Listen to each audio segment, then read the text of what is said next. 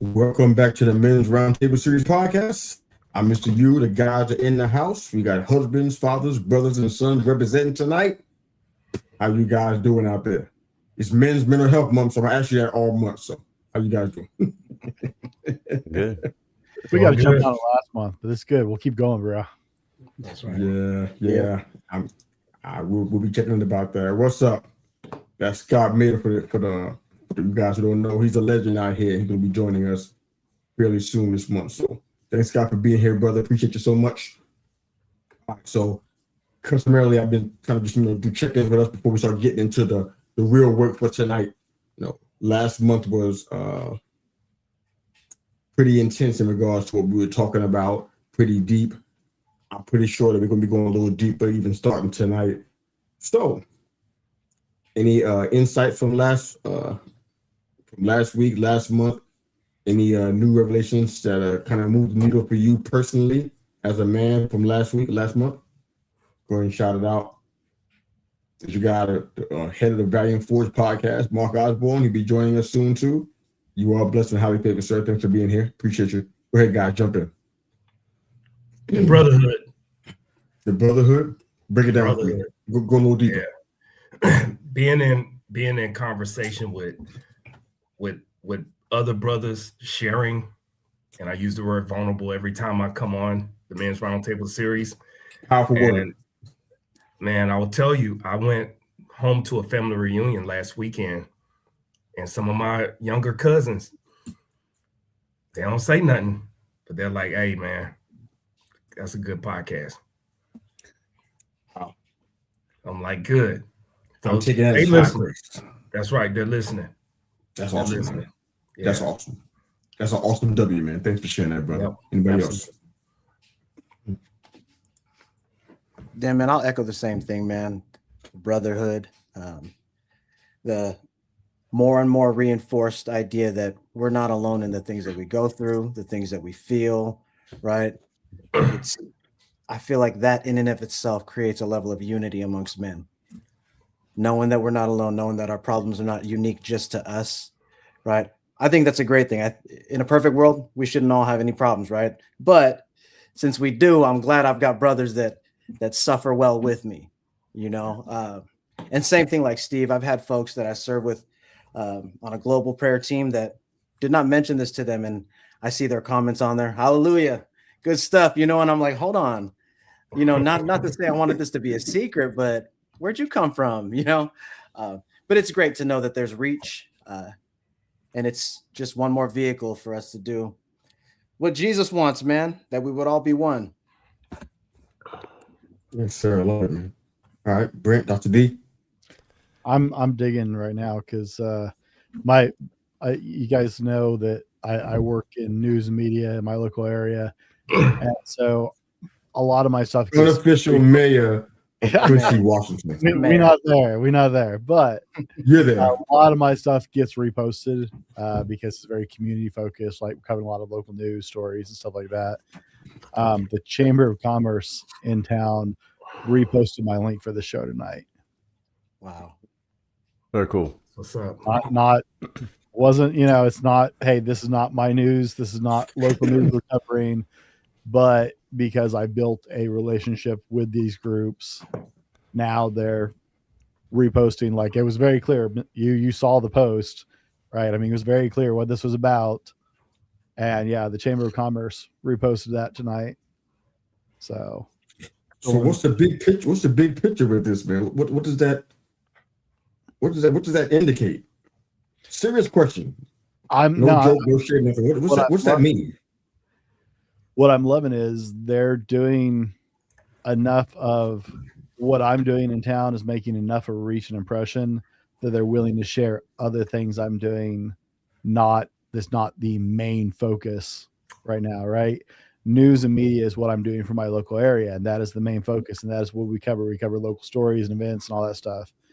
But I've now established myself enough that they're willing to share the other things that I'm doing as well with the influence I built and the connections I built. So large scale, one of the things that they've been talking about, I just met with a group in our community. One of the things they're talking about is better access to mental health for our local community.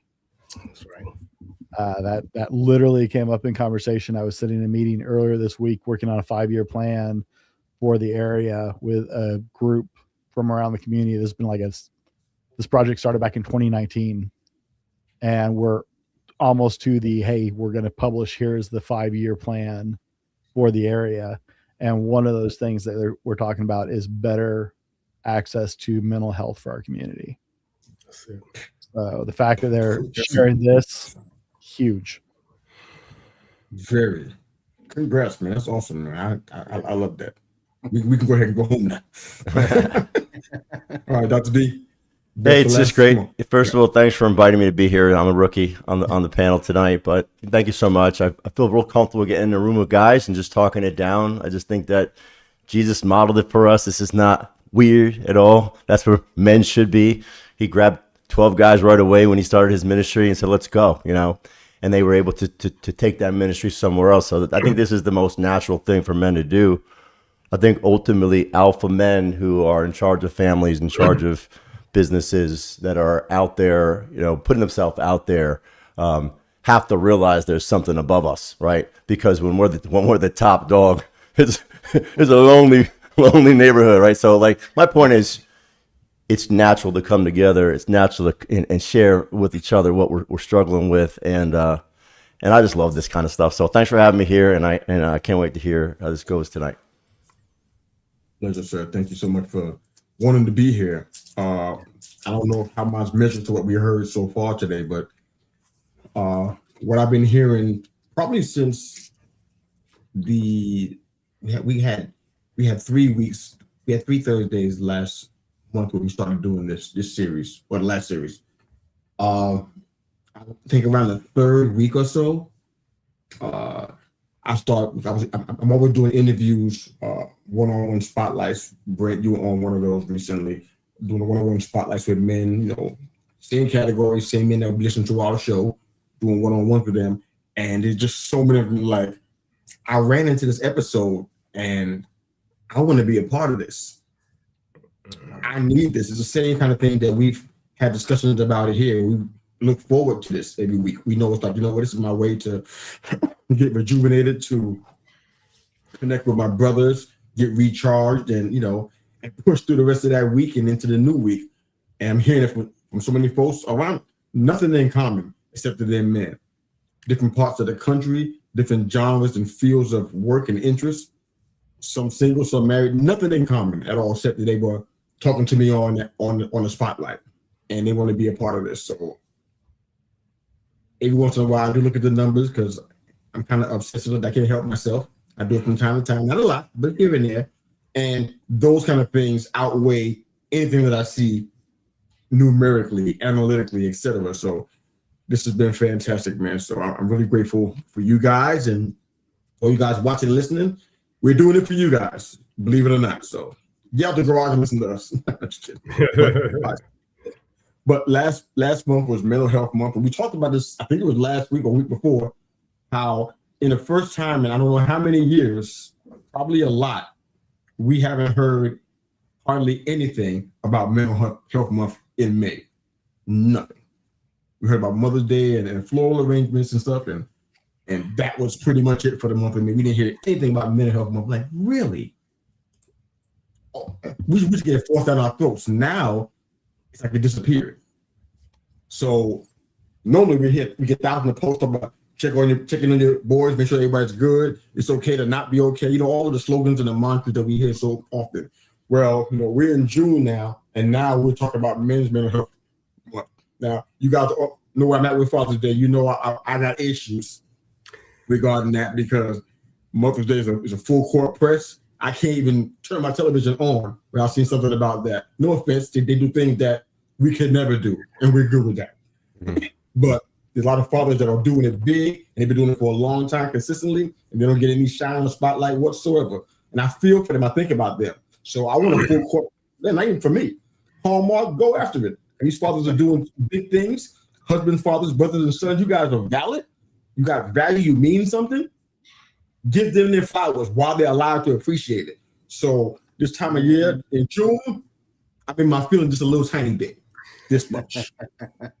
So we're going to talk about, the kind of things that we normally would deal with, but even more so. Because this is my opinion. We get into this in a conversation. I feel like we've been ignoring, not we here, but overall we've been ignoring the mental capacity stuff. We're just thinking about executing, being at the highest level.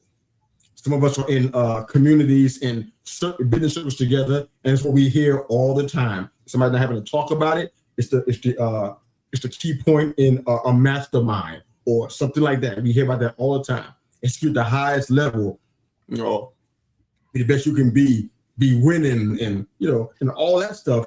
And we will never deal with the mental capacity.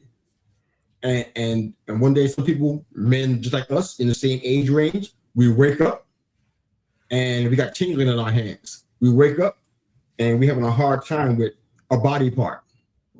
We wake up and we don't function with the misses the way we used to. And executing at the highest level ain't going to help you with none of that.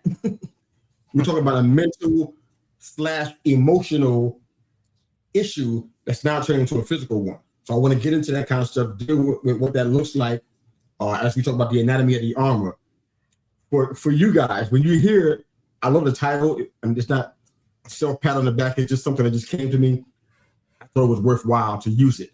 But when you guys hear about the armor, tell me where your mind goes. What you're thinking when you hear that. When you saw the graphic in the thumbnail, which I thought was really good.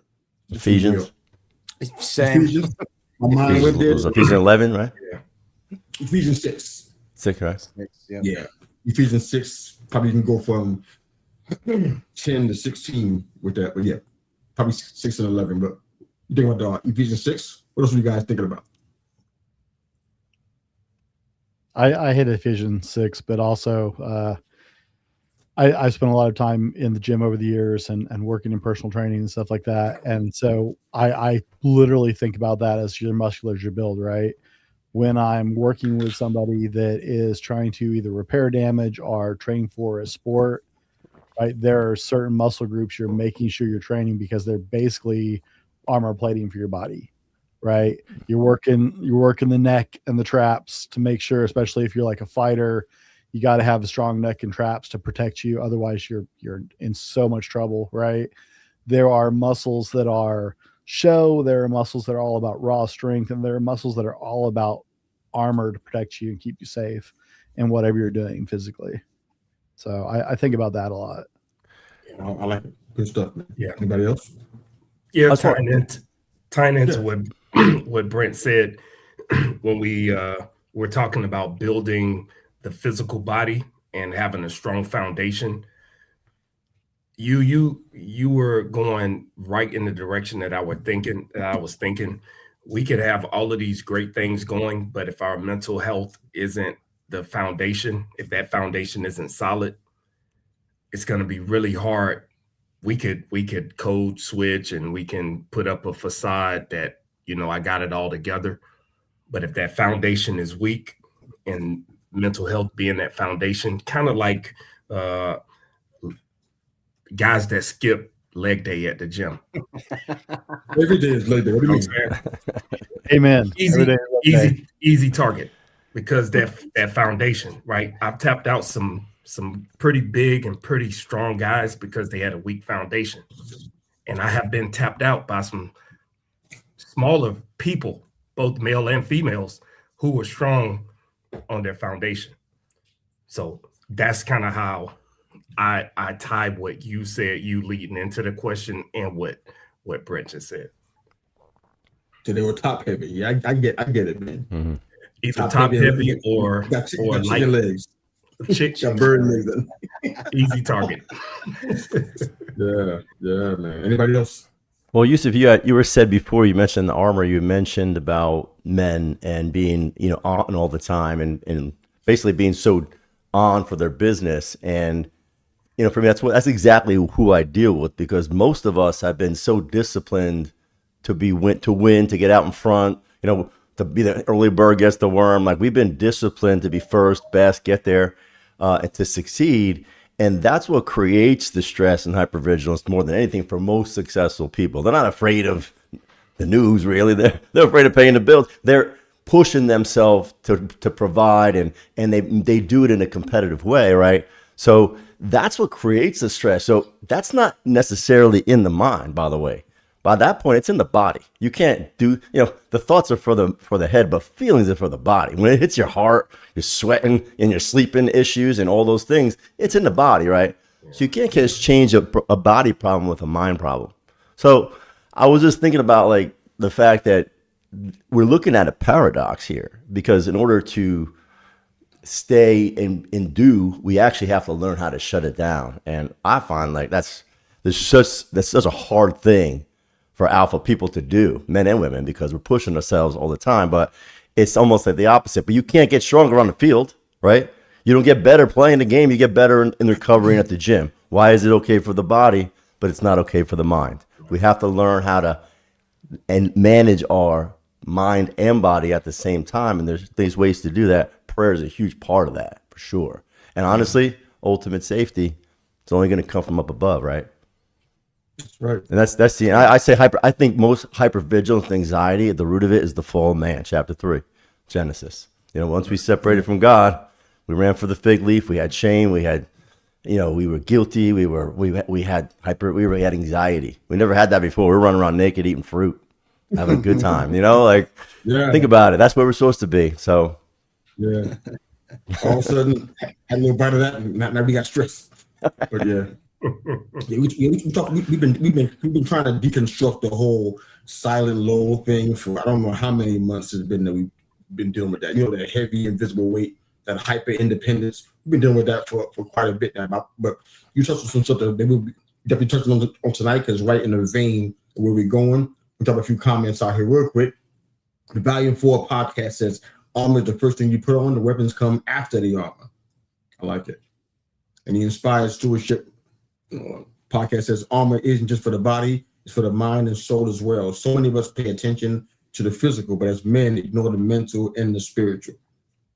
Very good. Yeah, definitely. I love something you said, Dr. D, about the pressures. From you guys' standpoint, because I know that this show has always been about transparency. We always put ourselves out there, whatever it is what it is. We put it out, and we are usually the better for it. I never seen a time where we weren't. But for you guys, where do you feel like you are in the I guess the analysis of your mental capacity? I mean, like really dealing with that part. I think I mentioned it a week or two ago that I'm just really learning about the importance of meditation. I don't mean in the kooky way, because I don't do that kind of stuff. I'm just talking about, taking the time to sit.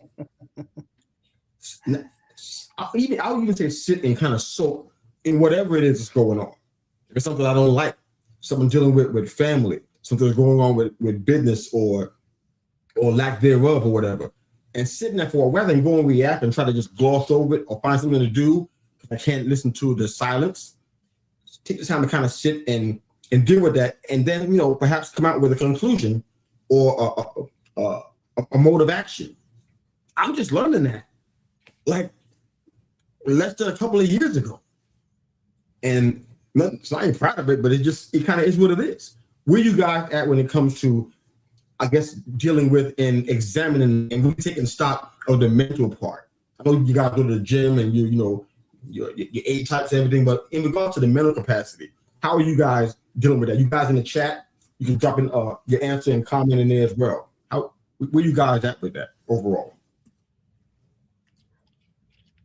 My journey started about 2 years before I retired from the Marine Corps in about 2018, when I realized I couldn't control my emotions and I needed some help.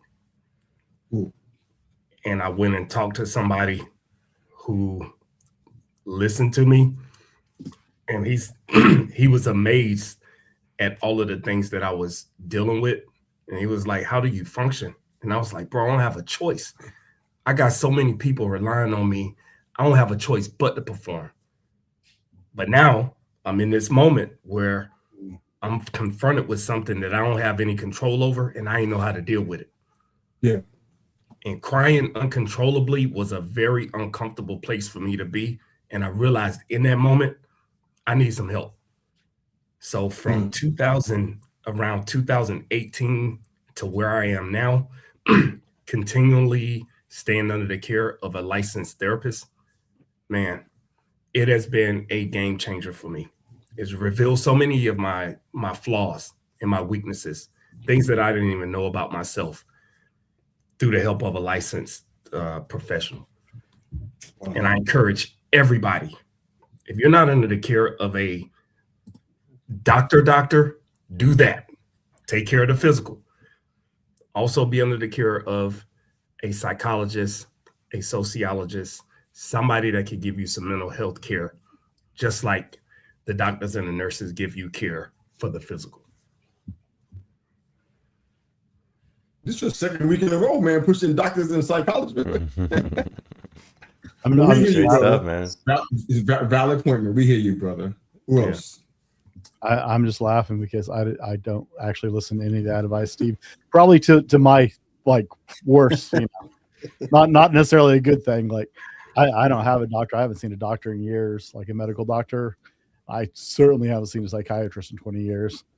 I don't have a good relationship with him. We don't get along, but it's a very valid thing. And that's the thing. I want to say that up front.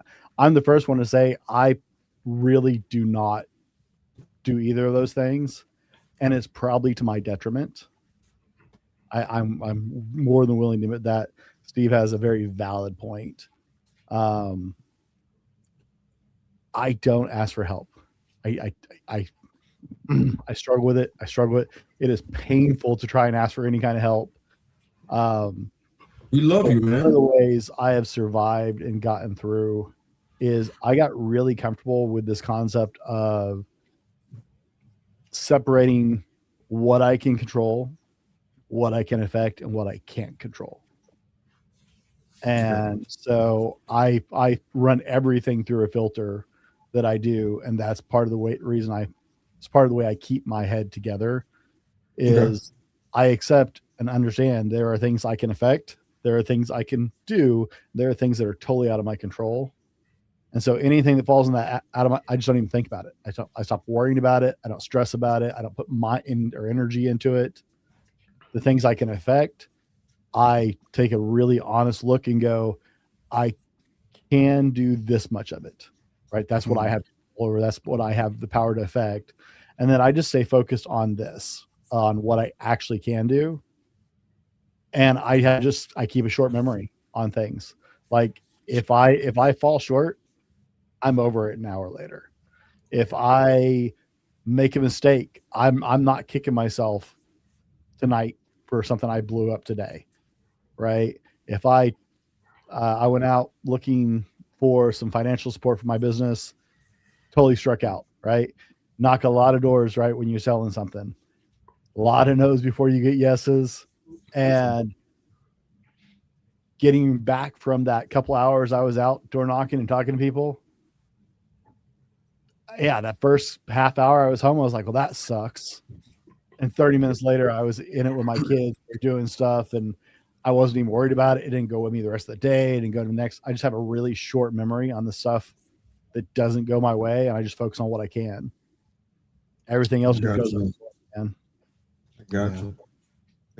The whole idea of this armor thing, man, I think it's powerful because I know that first thing that comes to mind for us a lot of times is gladiator stuff and things along that line. We heard about Ephesians 6. We're still talking about war and battle. So, as men, we feel that it's like, yeah, let's go. We're always down to get into the foxhole with each other for the most part. But, the armor is supposed to be meant for battle. You know what I'm saying? It's supposed to be a way to kind of almost like a protective shield to kind of avoid the pressure buildup, and it's not supposed to be there so long that it turns into a prison, our own little self-made prison. It shouldn't be there that long, cut us off from what is vital and what matters in our life, people that we serve. We're supposed to get to the point where we master the idea or the transition of putting it on when we need it and taking it off when we don't need it. Yeah. David himself said, Saul tried to give David his armor. He's like, I can't carry this. I haven't even worked with this. I'm not accustomed to it. My body is not even fit for this size armor. And we all have our own little fit. And what concerns me, I think, what I'm hearing a lot from people is they're not taking it off. They're keeping it on and going everywhere with it. They're going to church with it. They're going into community with it. They're going into relationships with it. And they're not taking it off. It's like they don't even realize that it's not even, it's even too heavy for what you're trying to use it for. Yeah. Or places you're trying to go. You can't even run lean because you got all this extra weight. Self-protecting. And I see that so many times, and it's so damaging. People don't even realize that. And then these same people, they're the ones that have the chronic inflammation. They're the ones that have the ED. They're the ones that have the constant headaches and the what they call chronic irritability. I don't even know what that means, but I guess you're just irritable all the time. I don't know what that even means, but they have all these little things that are going on, and you wonder why you walking around with this heavy armor and you're not even at battle. One of the things I know Brent can relate. I just talked when I first started the podcast journey, even in 2020, I think it was.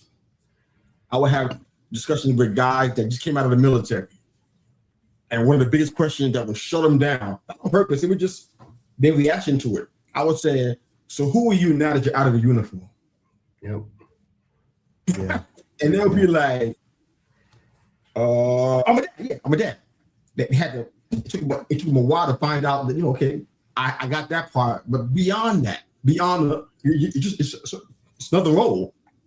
Another role, because it wasn't for a wife and children, there wouldn't even be a father role. So it's like, who are you? And it's something that they routinely could never answer. So I just wanted to throw it out there before I let GL and Dr. D go ahead and answer that other question. Go ahead, guys. Yeah, I love that you use that illustration, man. Steve, your example, great. Right, under the care of licensed physicians, great, wise, right? Brent, using your own filters, because who knows you better than you, right? I'm kind of like you in that I don't trust doctors. I've always had trust issues. I was a kid. I had one diagnosis that I tried to tell him my pain was at a 10. He tried to convince me it was a 4. I don't trust him ever since then, right? I'm starting to get better there, but what I do when it comes to that is, and Dr. Dave mentioned it earlier, right? Prayer, man. This daily consecration, kind of like David, right? Search me, oh God, know my anxious thoughts, search my heart, right? And then I sit in that silence with him. I learned that. I've been coached through that lately, with the church. We every Sunday, every prayer room, we work through consecration at all times. But it started when I was in prison, man. I didn't have a doctor that I could talk to when I was in that cell by myself. I didn't have a phone to use, right? All I literally had was God. And when I look back, right, before there was big pharma, before there was a million different titles of licensed care workers, right, there was prayer, right? There was the great physician. And I found so much peace in that. Is being under the care of a therapist and a physical doctor wise? Absolutely. If you need it, do it, right? But I would encourage anyone that's listening to this or watching this, don't sleep on that prayer either, man. Right. Don't sleep. I've mentioned this before in one of our panels, right? If you're looking for the instructions of something, why not look to the person who made it, right? You want to see what makes you tick and what fixes what's wrong with you. Talk to the one that made you. He made the instructions. So that is my start and my finish. There's prayer in and through everything that I do. When I'm at battle, when I'm at rest, when I'm celebrating. It doesn't matter what's going on. That is my go-to. Yeah, cool. Or Dr. D. I just wanted to. It's interesting. I think about. I always go back to Jesus, right? How he modeled getting alone with the Lord every morning. He would get alone with the Father every single morning, and they would find him all the time. And I think that's something for us to model. Especially in then realizing even after the Sermon on the Mount, which was pretty much his mic drop moment. The next day, he could have slept in, but he was alone with the Father, right? So, it was something that he did. Now, Yusuf mentioned, there's a lot of woo-woo around the breath work and meditation. Someone say something, it's what I do. But back in 2000 and I think about 15 years ago, actually, I was in a church parking lot and a buddy of mine mentioned to me that he asked me about breath work. I didn't know much about it, but I was going through some physical stuff. The writing was on the wall. I knew I couldn't practice much longer. My body was breaking down and I was in stress and my identity was being challenged by that. I realized that now because of therapy, not because I didn't know that at the moment. But that being said, so I went home and I practiced this thing he gave me, and I changed something in me. It made me feel calmer. So I reached out to my pastor immediately. It was transcendental meditation, and I was like, "Does this thing have anything to do with anything weird?" Because I know Christians don't like to do any weird stuff. And he's like, "Actually, yeah, it has to do with the Maharishi and the Beatles brought it over." Like my pastor knows everything. Like you just wind them up, right? So he's like, yeah, and there's Hindu God mantras. That's what they're doing. But he goes, but if you wanted to learn how to breathe and you wanted to learn how to relax people for your practice and lower blood pressure and get people to sleep better, that's subjective. You can go down that rabbit hole. So even back then, I became certified as a heart math interventions instructor. And I use heart rate variability. So what I do is I calm down the body through breath work. But what I don't do is clear the mind, okay? This is the difference, and this is why I bring it in. You can go into breath work, and I do guided breath work. I'm not going to say meditation. I don't like the word, right? But I'll guide people in through this process so they calm their body and their mind, and we can measure it with heart rate variability, and then we bring them into the Holy of Holies. We go through Thanksgiving, and we go through, and we enter into that space. We ask for forgiveness, and it's like a mind-body thing. Like, there's some cool meditation. You just listen to scripture. So you could get yourself in the breathing and coherence and listen to scripture. The measurement, I love it because I'm a chiropractor. I'm driving physiology here. I mean, if I had to scare you with scary movies to get you healthy, I might have to do that. But thank God I don't have to, because love, safety, that's what drives oxytocin. That's what drives dopamine. That's what drives serotonin, right? DHEA, healing hormones, right? Men don't want to leave the battlefield because we're afraid, right? But we got to there's no battlefield, folks. By the way, you know, what is our battlefield? We just keep adding to the battlefield because that's how we operate when you get that way, right? But being able to quiet ourselves down, be present with the Lord, and have it be a mind-body thing is something that happened physically. Because I'm telling you, it's not just a mind problem, it's a body problem. And if you want a full shift, and by the way, Professor Steve didn't mention any medical doctors. He said sociologists and psychologists and a medical doctor for your health. So don't be afraid of people who you can vibe with and know what's going on in your head, and you can walk you through stuff. You're just talking about stuff. But what I'm starting to say is that it hits your body. So that's why Paul says it the best in Romans. He's like, I don't know why I keep doing it. I know I shouldn't, but my body keeps doing it, right? We can relate to that. We have to get it to where our body is. We don't have heart attacks with our head. We have heart attacks with our heart, right? Think about it, right? That's what's happened. So to realize there's a connection there, we'll talk about it more and more, but like, that's my mission, to realize your emotions and your feelings are driving your body. And that's what's driving the health problems. And once it gets in your body, so we got to get it out with the body and the mind. That's my thoughts. Anyway. Can I chime in really quick, you? Yeah. I'm going to drop some comments over here, but go ahead. What Dr. Dave just said was where I was alluding to, that it has to be a holistic approach. Sure, I'm an advocate for staying under the care of a doctor and a therapist, but the spiritual connection to all of it combined is a way. And my way may not be the way for someone else, but I know what helped me get over the things that I was battling and dealing with. And I will tell you,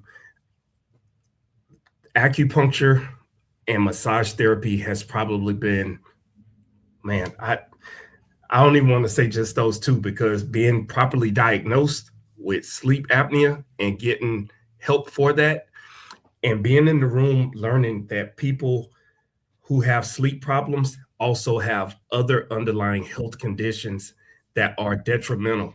I was in the room when I got my sleep study done and fitted for my CPAP machine with an 85-year-old man that had 3 heart surgeries. He had high blood pressure, high cholesterol, and all of that went back to him being untreated for sleep issues.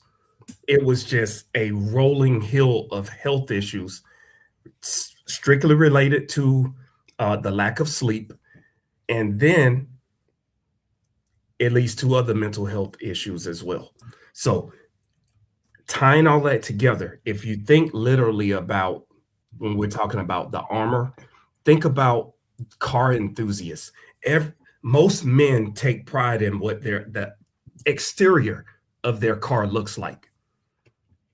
But under the hood, if what's under the hood isn't working right, now you just got a pretty shiny coat of armor that looks good, but it don't work. So it's got to be a balance of both. You know what I mean? And I think I try to use those type of literal analogies to when I talk to young men. Yeah, you look good and your muscles are good and you look this and that, but what's your blood pressure? How is your blood pressure affected by the things that you're doing to get this armor to where you look good, but then you walk outside and drop dead because your heart rate and your arteries are clogged, et cetera, et cetera. I'll digress. But I just wanted to tie those things in there because I don't believe they're separate at all. Acupuncture probably was the one thing I was so skeptical of because I heard about so many of these rituals and all of this stuff. I'm glad I let my armor down and open myself up to get acupuncture because the chronic pain that I deal with, that's a coping mechanism. And I'm talking about real physical pain that I'm in every day. And I'm getting through that pain by trusting the acupuncture individual that I deal with to help treat this chronic pain. Thank you, sir. Anybody else want to jump in real quick? Yeah, well, we're talking about armor, right? One of the things we've alluded to some is that mental armor, right? And while I've never been a huge, I've done some meditation, I've tried some other things. Like Steve, I have a lot of chronic pain. And so, I mean, anybody who lives with chronic pain can tell you how wearing that is, just emotionally, mentally, physically, every single day to always be in pain is, especially when people can't see the cause.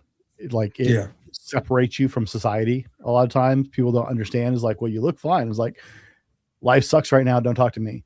Yeah. But that mental resilience has always been because I don't have a healthy relationship with medical doctors.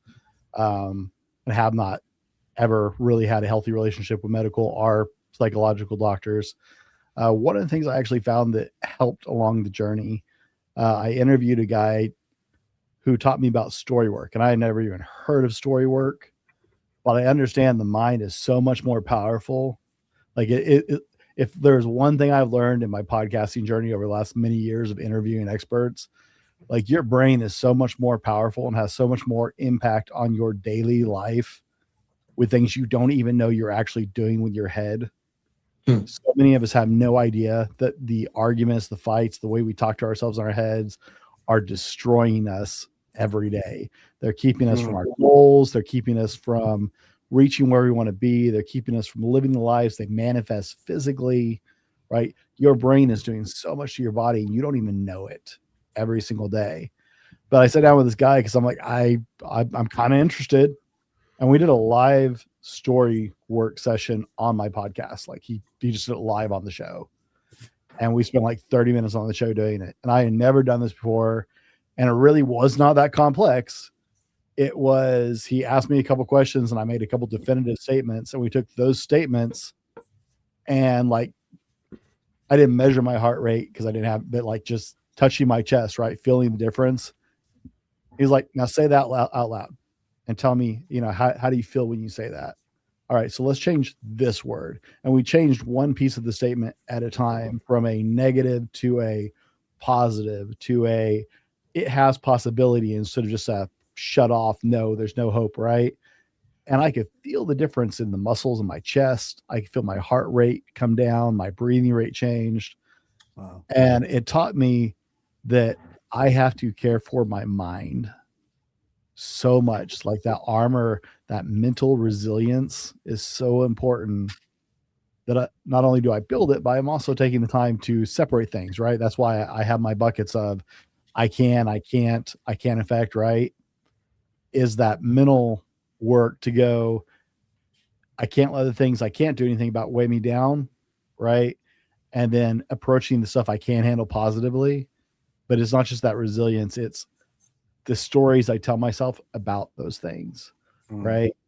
If you had caught me 6 years ago and said, Dallin, you're going to be an entrepreneur, I would have been like, I was still working a white collar job. I was making $85,000 a year, doing great. And if you've been like, yeah, you're going to go out on your own and you're going to be an entrepreneur and you're going to struggle with money, but you're going to have a lot of fun. And I would have been like, nope, security, job security, what, right? I am not that guy. I'm not an entrepreneur. And I told myself stuff like that all the time. And I realized how much damage I was doing to my body and my mind because I told myself so much negative stuff all the time. I told myself lies that I believed about myself. And we all do that, man. We lie to ourselves about our own capabilities, about who we are, about who we're going to be and where we're going and what we're capable of. I love it. I'm throwing a few comments on here that let you guys get back to the convo. Travis jumped in. Travis says, why do you trust yourself when it's negative talk? Don't trust yourself when it's positive. Steve said, truth be told, if someone talked to our loved ones the way we often talk to ourselves, we'd be up in arms. But we do it to ourselves every day. That's so true, Scott. Language is so important because we speak truth into the world. We have to be careful of the power of that. Great comments, Travis and Steve. Good stuff, man. You guys want to continue there? Any pressing thoughts? Yeah, man. I was just thinking, like, as Brent was talking about that, right? We're here talking about armor, and underneath that armor is where the poison's happening, right? The negative self-talk.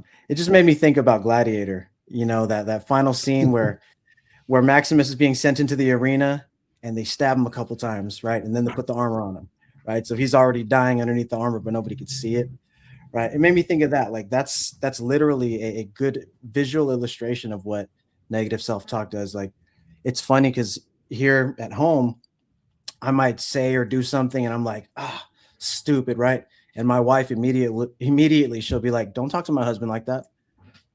Kind of to inspire Stuart's point, right? Kind of like his point, right? If someone talks to our loved ones that way, we'd be up in arms. And she means it too. Like she'll look at me like she's ready to fight me, and I'm just saying it kind of jokingly, but even jokingly, like she's like, nah, that's not allowed. That's not allowed. You're gonna speak life into yourself, or you're not gonna talk at all.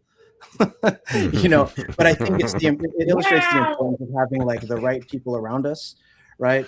If you have someone that's in your circle that is negatively talking about themselves, and you just allow that to go on and go on, what result's gonna happen, right? Yeah. Like I work as a case manager, right? So I have a client who will be like, oh man, it's probably because I'm an a-hole, or insert expletive, right? He'll say all of these different things and I'm like, bro, no, we're not doing that.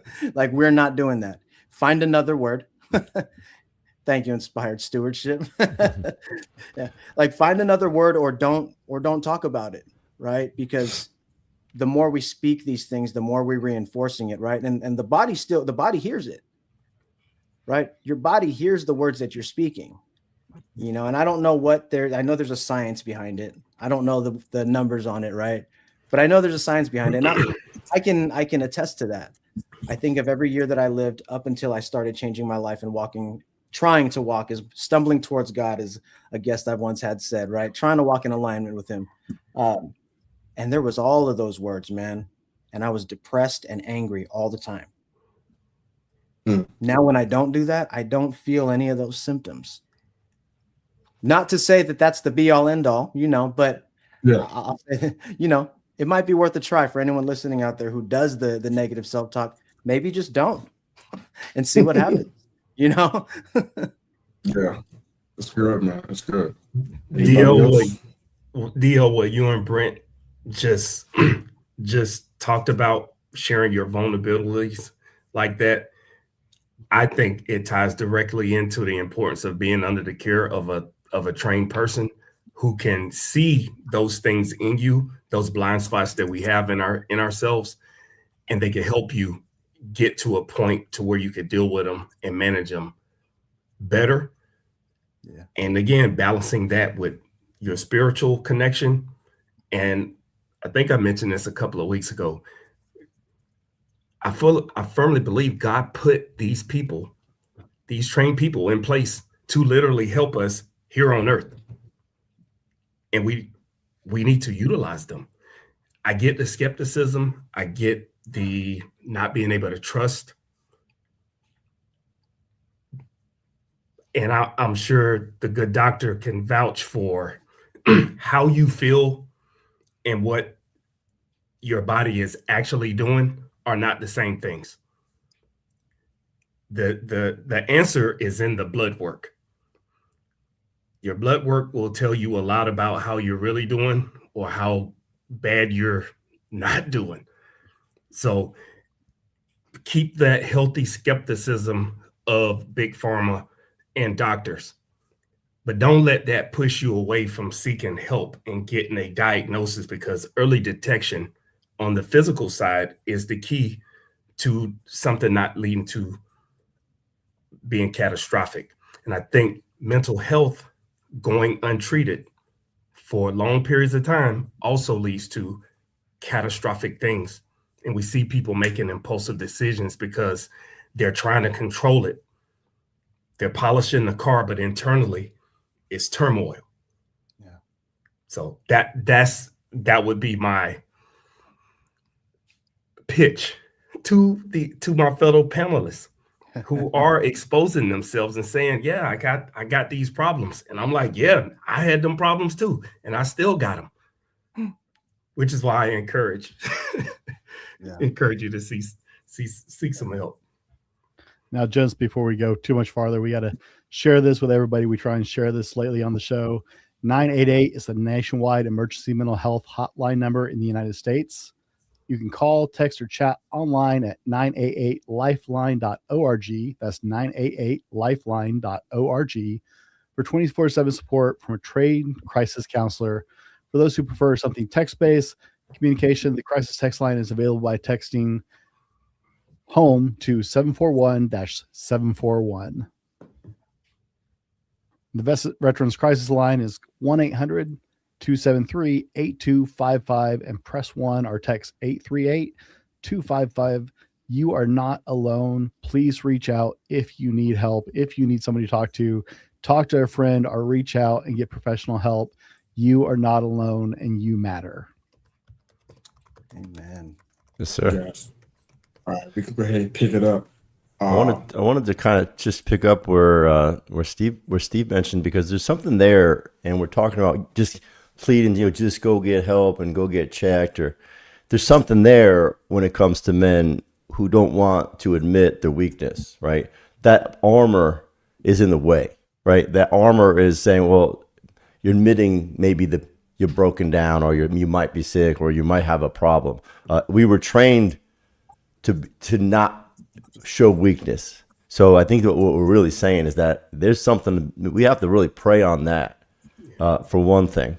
And so I just want to put that out there. It's not to plead for somebody to go get help. They need to realize that there's a part of that resistance that's causing the problem, that's keeping them from getting help. A lot of times it is this paradox where they have to turn something off instead of being on. I think there's something there. And I love what also you said about blood work, because the right blood work, just understanding most of the medical field is doing blood work screening to see if you have a pathology that might need a medical prescription to deal with that symptom. But there is functional blood work assessments. There are doctors out there that will look at your metabolic function. Just like Steve said, you don't get a good night's sleep, you have a 40% spike of cortisol the next day. That messes with their insulin cortisol spike. Insulin resistance is probably the number one reason of most chronic issues in people's life and don't even know it. And no one's talking about it because they call it pre-diabetes, but it already is a disease. And by the time it is a diabetes, now you've got another disease. trust me, most of the inflammation in our body comes from some food sensitivities and things like that. So I'm just throwing that out there. I hope we do a medical show one day, a little bit more to men's medical issues and maybe that sort of thing, because there are some basic things you could do to manage your health before you get sick. And so I just want to, and I think that's what you mean by the blood work, not just going to somebody to see if you're sick or not, but like look at what's really going on with the beneath the surface. There's a couple more tests that they can do, and you really find out more information. So that's my little PSA for that. Yeah. I hope we ain't doing a medical show. We ain't gonna be on this. So you can just forget that. All right, good. you have to actually be present for that to happen. Yeah. We want to play doctors on TV here on this show. So, all right. So, what else we got? I think what Dr. Dave said is excellent. It is really hard for me to separate the mental and the physical, because if you said it earlier, you why would you walk around with a headache for 2 or 3 weeks and not know what's causing it? That is going to absolutely play a role in your mental health. People, I have a hard time functioning when I have a sinus headache. I can't read. I need silence. It's very difficult. That affects my mood. It affects how I respond and talk to people because the only thing on my mind is getting relief from the pressure. So tying the mental and the physical are good. And here's a prime example. I took a test for a gene BRCA for breast cancer because my mom had 2 different forms of breast cancer. Every one of my grandmother and every one of her sisters had breast cancer. My doctor knew my history, encouraged me to get the test done. Lo and behold, the test comes back positive. Not positive that I have breast cancer, positive that I'm a carrier of that gene. And because I have 4 daughters, that's good information for me to pass on to them so that they could get early screenings. And it was so interesting that one of my daughters had her doctor tell her, yeah, because of these trends in your family, you need to get tested. And I wanted to be mindful that my daughter doesn't spiral out of control and think, oh, I got breast cancer, I'm gonna die. Like, no. That's not what we're saying. Calm down. All we want you to do is get the test so we can identify, so we could catch something potentially early. They may or may not be a carrier because that it's not 100%. But my point is, getting diagnosed and being under the care of a doctor or not being under the care of a doctor is a direct downhill. It rolls downhill into your mental health, your psyche. You know what I mean? So Yes, sir. I am the poster child for what not to do. I was about to tell a story. That's why I laughed. Go ahead. I went to mine too. I am totally the poster child for what you should not do, of what a negative relationship with medical looks like. Because I'm the guy who's been walking around with 4 months with major issues that are affecting my everyday life, and I still haven't seen a doctor yet. But I want to switch gears a little bit and talk about, because one of the things we're talking about here in men's mental health is we all carry a lot of pressures around with us, and we don't always know how to explain it, right? Last week we talked about shame in the last conversation, right? And a lot of us hadn't even thought about how to put that term onto something we were experiencing. We didn't even recognize. It was like, oh wait, yeah, no. We actually had to look up the definition because a lot of us were like, I don't know what that means, right? And we all realized that a lot of us have dealt with some shame on a regular basis in our lives that we were feeling, and we didn't know how to articulate that. We didn't know what the right word was or even how to define that. We just know we felt it. And I think there are a lot of men carrying a lot of pressures out there mentally and emotionally that they don't know how to verbalize, how to put out there. We've given several examples in the past, like right here on the show, where we've talked about, as an entrepreneur, that financial pressure, but also not as an entrepreneur, as an everyday father and husband, we're feeling that pressure all the time to try and provide financially, emotionally, mentally, physically for our families. And we wear that around like this giant backpack. I did an example with some youth I was working with one time. We were talking about carrying each other's loads, right? And all these things we carry with us. And the guy who was doing the example with me was just walking circles around this big group. We had like 250 teenagers there. And he was just walking circles around it. I was dropping 8-pound weights into his rucksack. Every time he looked by me, I just dropped another 8 pounds in his bag. Right. And just let him continue to carry this. Like, I talked for 30 minutes. Like, I just kept adding weight on every loop until one of the teenagers finally stood up and walked over and started pulling weights out of there and walking with him. And one of the questions I asked them was, why did it take you guys so long to help him? Right? Why did you wait till he was almost falling down? I never said you couldn't help him. And we're committed to carry each other and help each other. Right? So what is the thing that you are carrying that you don't know quite to express? Right? For me, I'm carrying that fear of failure. I've had, like most entrepreneurs, I've had multiple businesses. I've had some that worked. I've had some that worked for a while and then tanked. I've had some that didn't work at all. And I'm still on that journey. And if you've been an entrepreneur, you know the up and down. And I am constantly in agony. There was a comment earlier. I am constantly agonizing. Like, when I put my kids down, there's not rest when I put my head down. I am praying. I am pleading to God to make this work, to not let me just be a loser who can't actually pull it off. Because every day I look at my children, and when I can't do something I want to as a father, I look at my wife working multiple part-time jobs. I look at my house falling apart, and every day I feel like a loser. I feel like a bum and like I'm a failure. And I carry that everywhere, and I cannot put it down. And I don't think I'm the only guy out there like that. Yeah. Yep. What are you carrying that you shouldn't be carrying by yourself? Yeah. Wow.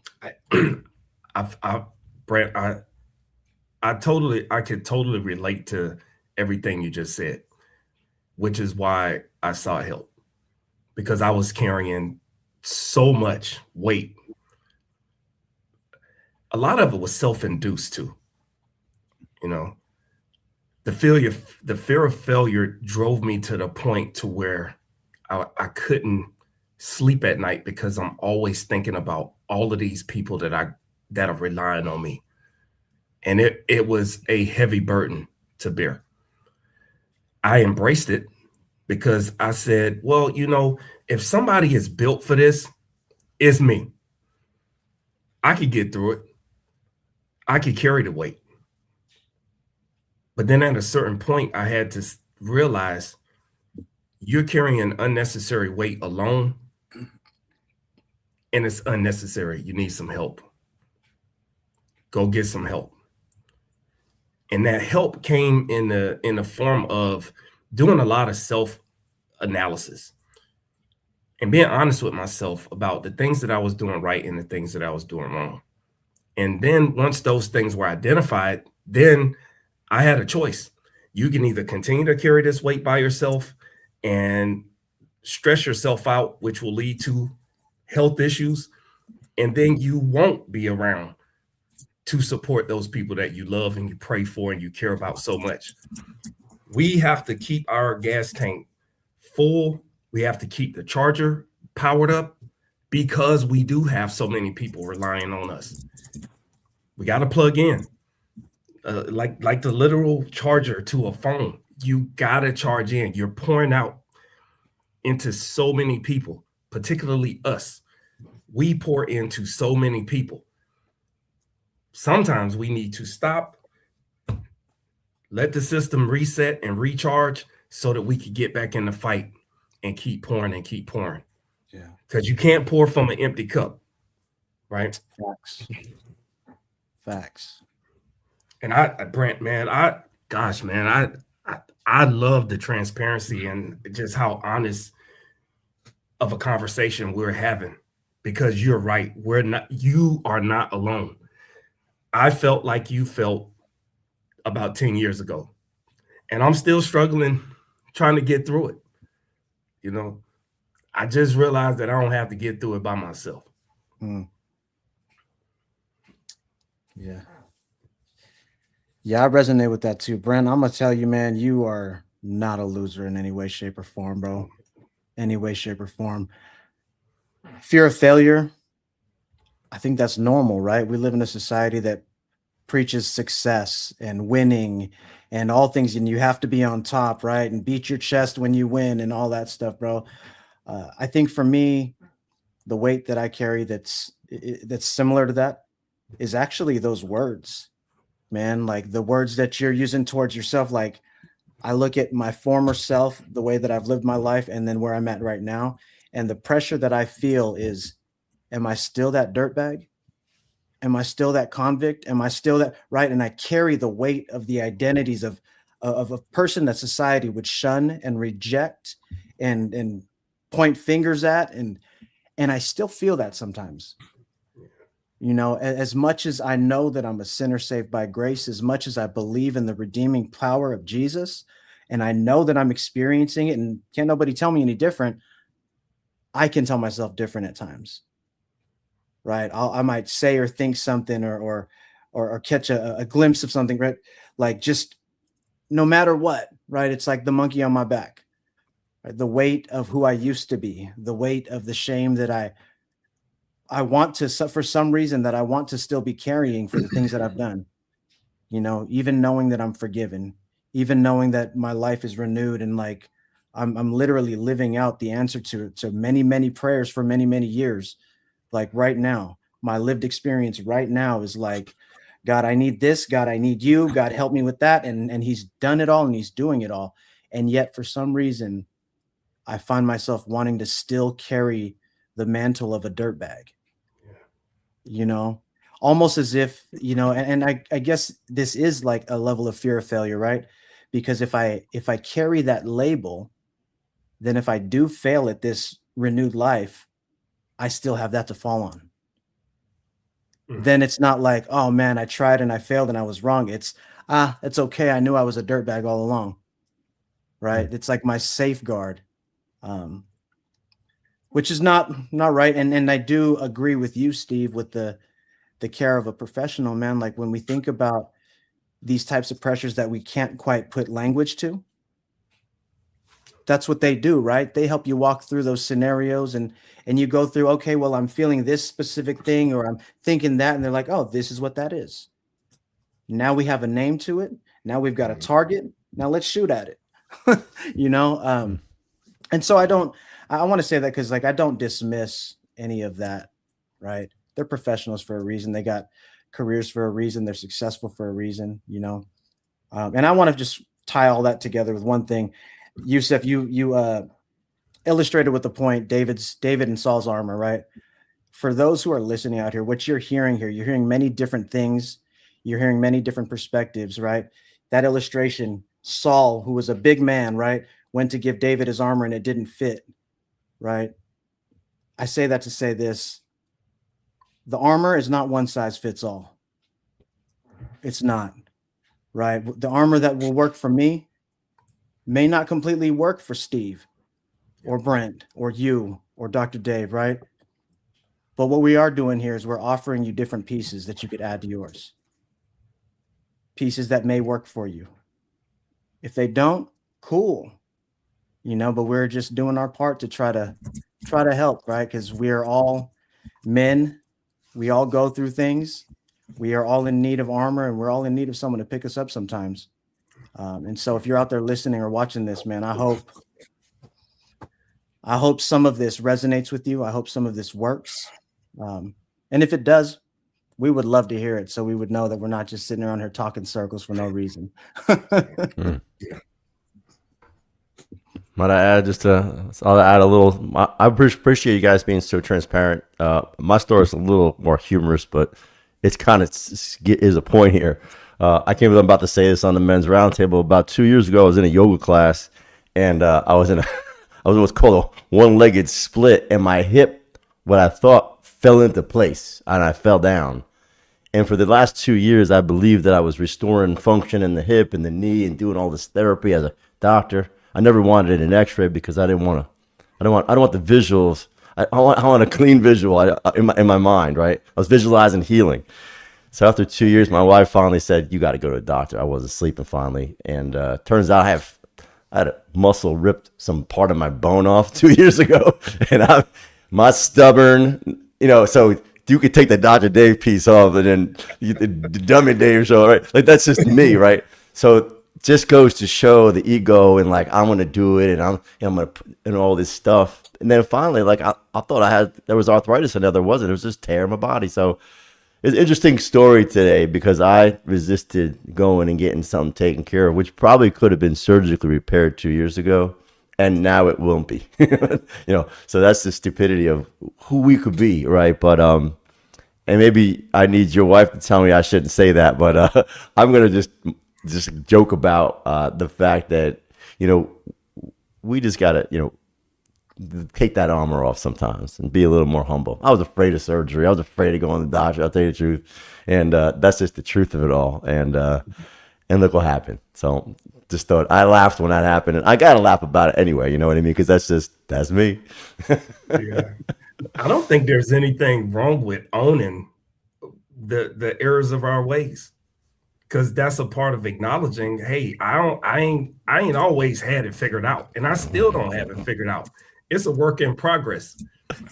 But I've been working with his brain for 55 years. Nothing surprises me, so I'm just letting you know. But he humbled exactly me. Right. He'll humble me every time, and I got to smile. That's right. And for those people who have made mistakes, your mistakes and that burden that you carry around, it really does feel like a cloud that you can never escape. It's just over your head all the time. My discrepancy or deficiency may not be like Brett's or DL's or you, but I still have it. I still have things about myself that I ain't proud about, and I have to own that stuff. But I have to own it and figure out a way not to do it again. Because I still am that same person who made a mistake, but that mistake doesn't have to define me. DL, excuse me, you are acknowledging that you are a convicted felon.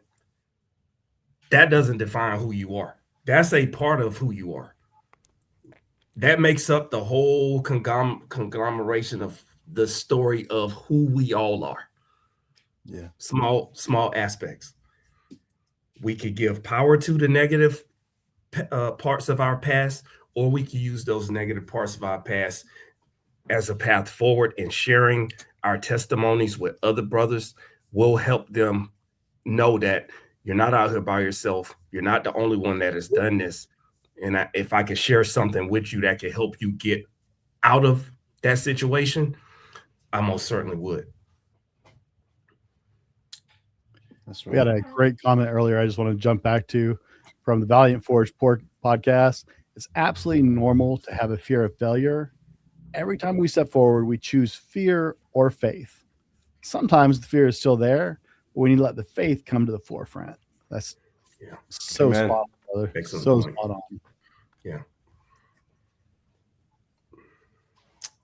Well, I got you. well, So, guys, we've had a lot of conversation, and Dr. Dave, this cannot be the last time you're on the show, brother. Thank you for joining us tonight and being part of the panel. As always, guys, this conversation is real, it's raw, and we hope that you will share it with another man in your life who needs to hear this conversation, because we know we're not the only one. For Mr. U, myself, and the rest of the guys, we'll see you next time on the Men's Roundtable podcast.